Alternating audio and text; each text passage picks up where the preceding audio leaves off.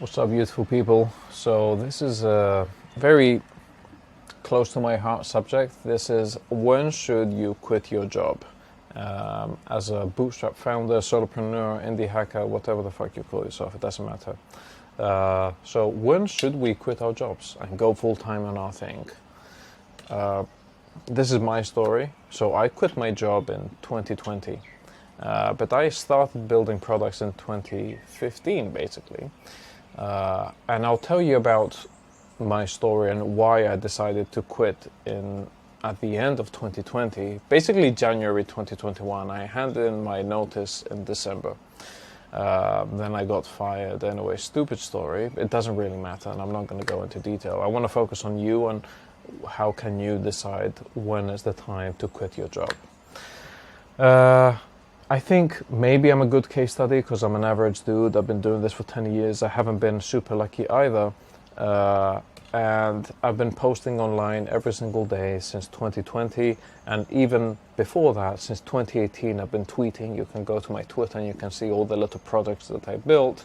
And you can go to my personal website and you can see all the blog posts that I have written every single day.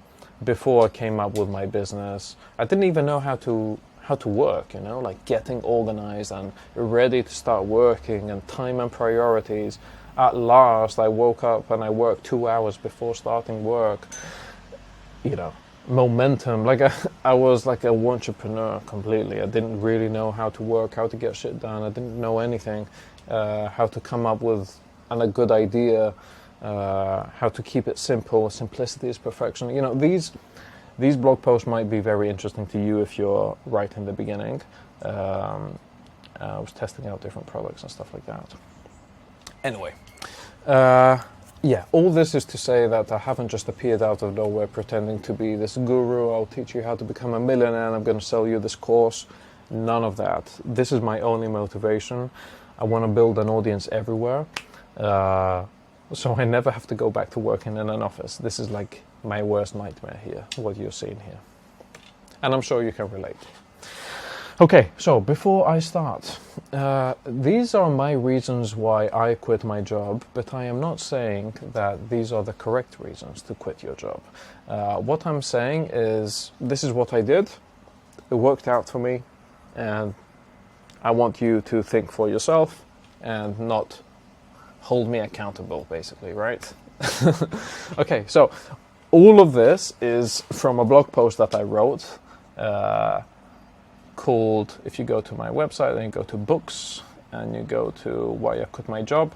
So all of this is from here. I took all of this from here, but I know most of you are too lazy to read or you just have not discovered my blog. So this is in video format, my reasons. So this was written in late 2020. So why did I quit my job? So first of all, I had been running CyberLeads for around 10 months at this point. I launched on February 14th, 2020, and I wrote this blog post, I think, in December 2020. December 2020, yes. And okay, I was building CyberLeads with Twitter as my main acquisition channel. So I was getting all my customers from Twitter. And CyberLeads was a simple newsletter, in case you don't know what I'm talking about. It's a simple newsletter with companies that just raised funding and they're likely to outsource. So people could get this list and they could reach out to these people and close deals. And I was using Twitter to get customers, right? I was depending on my tweets to go viral, and like some weeks I would get no customers, and then the next week I would go viral and get like 10 customers, 15, and then again 0. It was very stressful and very unstable, which might sound like something negative, right? Also, I'm in a market with high churn. Like, lead generation is easy to convert people and it's easy to charge a high price, but it's super high churn.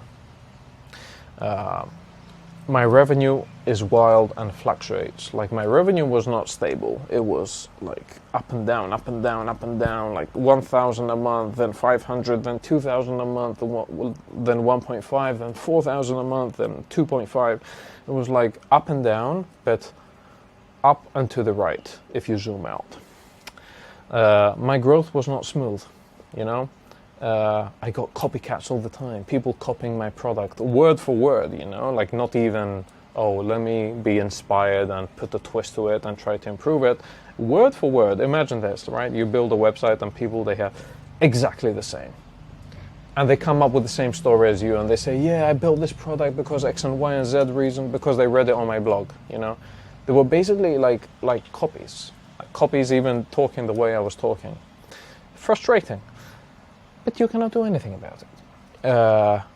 And, you know, part of my marketing, this seems so stupid in the moment, was part of my marketing was sharing all my numbers and all my strategies and writing on my daily blog, like how I'm doing, what I'm doing, and what I have learned. I was just giving everyone basically free lessons on how to build the same business as me. And much more, you know, I could make up excuses all day long. So my business was wild, yes, but it had been growing consistently. And that is the important part here, okay? Like, different channels have different pros and cons, and I talked about this in an earlier video, so go back and watch that one. Distribution channels for solopreneurs. Like, social media is wild and unpredictable, but you should not try to change its nature. That is its nature. It's like a wild beast. You cannot put a saddle on a wild beast. Embrace it. Embrace the unpredictable viral nature of social media and go with it, you know. So this is the first reason why I quit my job. And I think this is probably the most important, that you have consistent results. Like my business had made more than my salary for 6 months in a row. Number 2. I fell out of love with engineering. So I was working as a software engineer, and for many years before that, I thought that I loved coding. You know, I love programming. I really enjoy it. You know, I sit down on my laptop and I'm building things. And when I started working for a company, I realized that I did not love coding, but I just loved creating. And software was just a tool that I used. Writing code for 8 hours every day made me sick of it. And that's actually the reason why the first version of Cyberleads was built with no code tools, right? So I didn't even want to code for Cyberleads. I hated coding at that point, you know. I just wanted to build things and not program. So that's the second reason. Also, you know, I started realizing that I'm not an engineer. I'm more like an entrepreneur type. High-level stuff, that's what I enjoy. I remember being in these meetings about like scalability, how we're going to scale, and the legacy code base that's written in this programming language. Like, who gives a fuck? I don't care. Like, updating our Kubernetes clusters and sharding our databases for peak performance. Boring as fuck. The only thing I enjoyed talking about were like product related stuff, like competition, like where are we going with the product? Are we going to raise funding again? This and that and the other. I realized that probably I'm not an engineer at heart. Some people are. They like optimizing components of a bigger system, like Formula One engineers, right? They study the aerodynamics of a specific component of, you know, the car. But I'm not like that. I like high-level business stuff. But I realized that after working for that company. So the third thing is that I felt like I stopped learning at my day job. So I had hardly learned any new technical stuff. I just was not interested. Everything that I learned at that job and took with me were all intangible things. And they were all related to business. So the biggest thing that I learned is that companies are not scary to compete with. They're slow. People don't give a fuck. Employees are not there to... You know, I used to think that when you compete with a 50-person company, that you're actually competing against 50 people. Like, how the fuck am I going to win against 50 people? How is that possible? But then I realized that when you're competing with a 50-person company, you're essentially competing against 5 people and 45 yes men. 45 people that just, like, they get their task that they're assigned to and they drag them slowly from to do to doing to blocked, throw it to another department, have meetings about the task, try to change the requirements, this and that, the other. They're with you. They're the same team with you. They don't want to get work done, okay? And I was like that as well. I'm not saying that they are bad people or lazy. I was like that as well. Like, I was not trying to push forward the company because, that was not my job. So they're not scary. Another intangible thing that I realize is that I want to flip my priority 180 degrees. So the company that I was working for was building life-saving medical devices. And for me, that was a dream job because I always wanted to change the world. I was young, I was naive, I was romantic. I still am romantic and I still want to have some impact, but I changed my view on how I want to go about things. So instead of changing the world, I realized that I should change my world first and then worry about the rest of the world. I could talk about this for hours, so I'm going to create a dedicated video on this. For now, all I want you to keep here is that I realize that I want to go boring, I want to go B2B, and I don't want to change the world. I want to build something useful that people use, get money, make money, give money to charity, and have an impact in that way. And frankly, between me and you, I want to be rich, okay? Rather than, be like a starving artist trying to make the world a better place. Another intangible thing that I learned, and this, I still have kept this with me, is that I realized that I don't have to work all day to progress. So I used to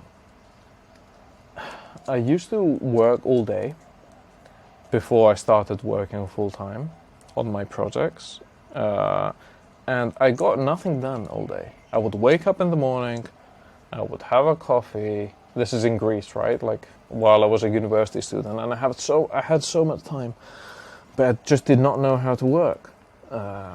As you can see from my daily blog as well, right? I didn't know how to work really. I would wake up, have a coffee. It would already be like 11 o'clock. And then I would scroll Twitter and the web, read a few articles maybe. I was into reading the news and all that stuff. Not anymore. Then I would go to the gym, and then it would be like 1 p.m. and then I would have a shower and then relax a little bit, scroll a little bit again on Twitter, this and that, maybe listen to a podcast. There'll be time to eat, and then I would eat. It's already afternoon. And, I don't know about you specifically, and I would love to know, like if we were talking together, I would ask, but like I can only work early in the morning. I cannot really work in the afternoon or in the evening. So I would end up doing fuck all day, even though I had all day to myself. Whereas when I was working for a company, I remember I used to wake up in the morning. I would start work at 10. So I'd wake up in the morning and I would work 2 hours on Cyberleads or on my projects. And those 2 hours were enough to get 80 to 90% of the work that I would get done back home. So 80% of the work that I do is always in the first 2 hours of the day, still to this day. Even now that I've quit my job and I work for myself, those first 2 hours of the day are everything. And I learned this here. Constraints are a great way to figure out stuff, like what really matters, like how to do real work. Anyway, I learned this at my day job. But I learned those three things straight away, like in the first 2 or 3 months. After that, I was just coding dashboards. I wasn't really learning anything else. And from a technical standpoint, I wasn't even interested. The fourth reason why I quit my job, and maybe this applies to you, is yes, I did say that the first 2 hours amounted to 80% or 90% of of my work. But when I woke up in the morning and I worked like 2 hours, but real work, right? True work, like getting shit done work, like scheduling a tweet and sending 10 cold emails and launching on that platform and responding to emails and like real work that has to be done. After that, I would go to the office and my brain would be fried already. Like 2 hours of real work non-stop is a lot. So I remember when I used to do that, I used to be like a very average employee. Like I would hardly be able to complete my tasks. And sometimes I would be way behind. And other times when I would try to focus a little bit on my day job just to get on top of everything, Cyberlease would suffer. It was very difficult for me to do great work at both at the same time. I remember that vividly. Yeah, next thing, this is a little reference to The Matrix, which is one of my favorite movies, probably yours as well, I would imagine. It's amazing. But yeah, I remember this day changed my life, and it was one of the main reasons why I quit my job. And it was the day that I realized that Cyberleads revenue surpassed my salary. I posted that on Twitter and it went viral, which resulted in even more revenue and even more attention, and it went just crazy. And many people congratulated me on that and commented like little nuggets of wisdom and this and that. But there was one comment that I will never ever forget, and I'm paraphrasing, but it went something like this, and it said that you'll never be able to go back now, right? Like it's one of those things that once you see it, you can never unsee it again. It happened to me as well many years ago, and this is when you realize that there's another way. You don't need to have an employer give you money. This gave me a lot of confidence, as you can imagine, right? Like from now on, like I used to show up at work in Zoom meetings or at the office, and I had a different energy. Like I don't need you. You have no power over me, but not in an obnoxious way. If anything, I was way happier, smiling, better at my work, more confident, because confidence is big, right? Like with work. So I was actually better at my day job as well, but I was more confident in myself. And I knew that my days working for someone else were limited. Every meeting, every performance review, every one-on-one with my manager on Fridays, they all seemed meaningless. Especially one day when my manager asked me what I wanted to achieve in the future. And I remember him asking me, he was like, Alex, where do you want to go from here? Like, what do you want to achieve in the future? And I did not know if he meant personally, professionally, or specifically within the company.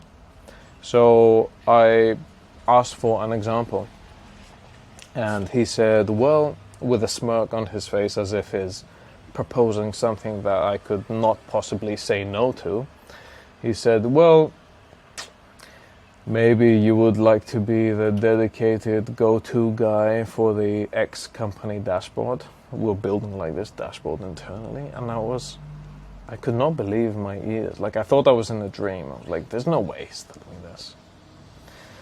There's no way he's asking me if I want to be the dashboard guy. Is that my goal and my dream? Are you fucking kidding me? And honestly, I wanted to laugh. And I almost laughed. But if I did not have Cyberleads, I would probably want to cry. So this is something that really stuck with me that day. I will never forget about it. Yeah, that's it. I don't really have anything else to add here. I think no comment. I think you can relate. If you're watching this video, I would assume we are similar. So next thing, number 6 reason why I quit my job was that I want to embrace risks. You know, life is about taking risks. I don't think we should avoid them, but not every risk is the same. I will go into detail. Again, like, I don't know if you know Nassim Taleb. He's like this amazing Lebanese author, investor, trader,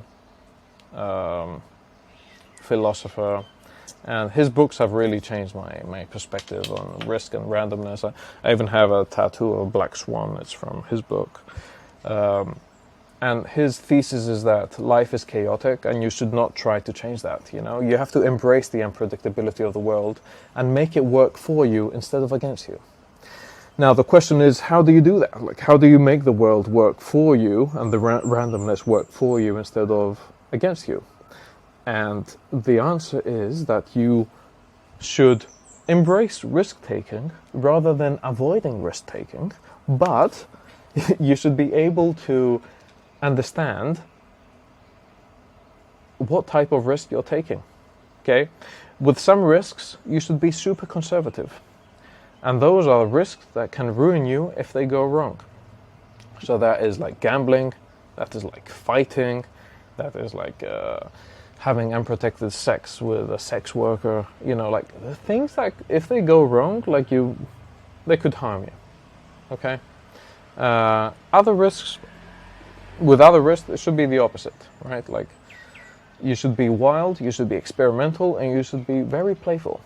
And those are risks that they won't ruin you if they go wrong. And if they go right, they will give you a lot of upside. Okay, so that is, for example, starting a business with zero capital, or tweeting, you know, building in the open. You know, like, there's nothing that can go wrong, really. You can just, maybe you go viral, though. Or going to a party. Like, if you're invited to a party, you should go. Maybe you meet the love of your life. Maybe you just don't have a good time. That's it. Moving abroad is another thing. Like, maybe you move abroad for 1 year. That's like a risk that you should take, I think. My opinion, I could be wrong.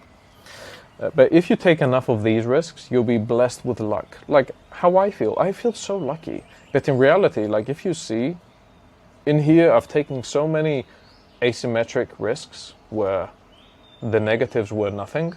Like, I built 20 products, you know, like, those are all risks. One of them worked out, boom, amazing. Then I tried 20 different experiments within Cyberleads. Most of them failed, no problem. One of them succeeded, got to the next level. Like, even those experiments, I was not spending like 20k, 30k, 40k to validate an experiment. I was being very, playful, and like, they were very asymmetric. But the reality is that most risks seem gray. They're not that obvious. Like, is this a white or is this a black risk? Is this like something that is asymmetric to my favor or asymmetric to against me? And I felt kind of like this with my day job. Like, I wasn't sure in which category of risks it falls into.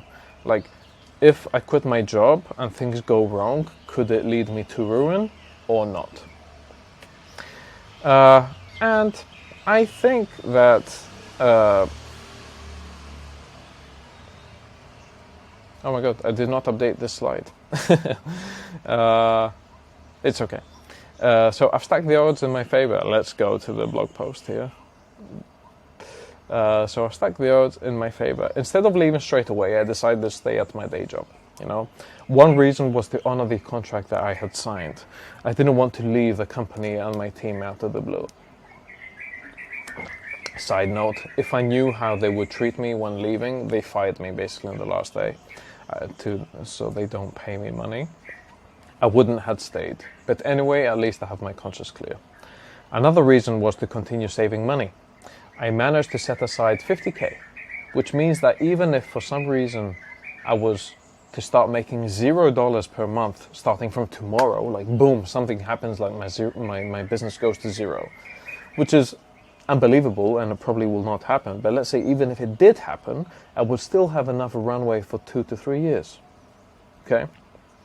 So now we have a business that's growing and consistently making more money than my salary, 2 years of runway if everything goes to shit, And I have like 2 years to figure out how to make more money. Okay. If things go well, I'm free for life. This is where it's asymmetric in my favor. If things go well, I'm free for life. I gain my freedom, I scale cyber leads, I travel the world, I set even more money aside, which is what happened, luckily. And I'm so happy for that. If not, and for some reason cyber leads goes to 0, I still have 2 years of runway to figure things out.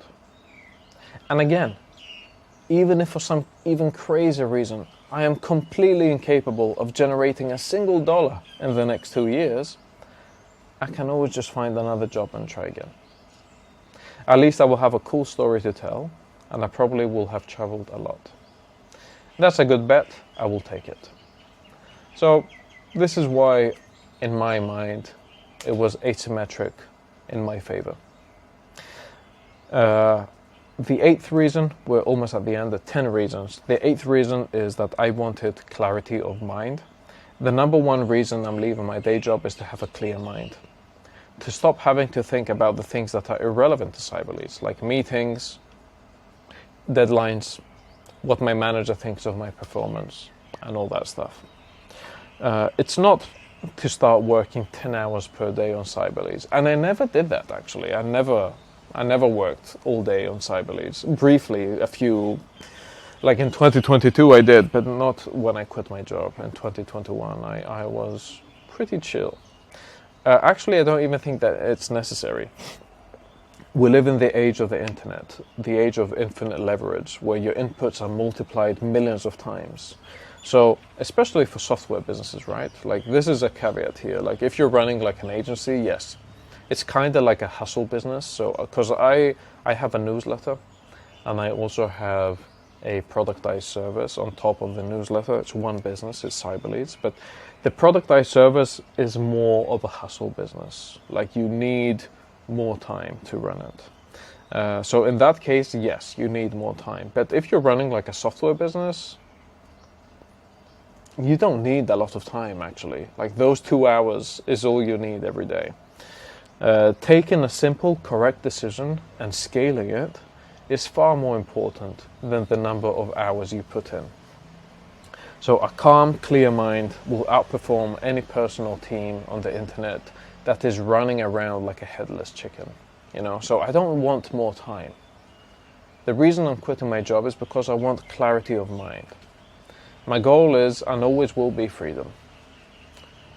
And that's very true. And I still agree with what I have written there. And the last reason why I want to quit my day job is to feel alive, frankly, right? Sometimes you just want to throw yourself in the fire. And this is one of those times. I want a big change. Similar to how this time last year, I left Greece and moved to Italy to start a full-time job. So, like, I've always said this, that if you feel like you're not progressing and you're stuck, do exactly the opposite of what you're doing. So make a big change. Like, for me, that changed my life. When I was stuck, just change your environment. Move out of your city, move abroad, do something wild. Do the opposite of what you've been doing. That's just my opinion. I could be wrong. So small incremental improvements are great. Small habits can change your life. Yes, I agree. Absolutely. But sometimes you're not looking for small incremental changes.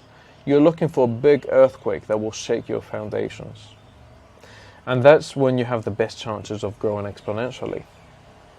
Similar to how the conquerors intentionally burn the ships upon arrival. You either conquer the land or you die trying. Of course, this is overly dramatic, right? Like, okay, we're building websites on a laptop. We're not conquering any land. But, you know, like, that's a figure of speech. I could always just find another job, right? And finally, I want you to keep this in mind as well. The time is never right, you know? Like, I was very confident with my decision. It worked out as well. I took my time. I didn't rush anything. I stacked the odds in my favor, and I truly believe I will make it. I have 50K aside, which at the time was 2 years of runway. Now it would be 1 year of runway because I'm spending more money than I used to, sadly. But anyway, at least like it's like 20% of my income I spend, I think, like 10-20% of my income. So it's pretty good. But it would not be 2 years. At the time it was 2 years of runway. I spent like 2K per month on myself. So why stay? It's not a dilemma anymore. Like if I had 50K aside or if I had 60K aside, it wouldn't change anything because I had like a growing business. I was already living off my business and I had 50K aside and the business was growing. It felt safe to leave.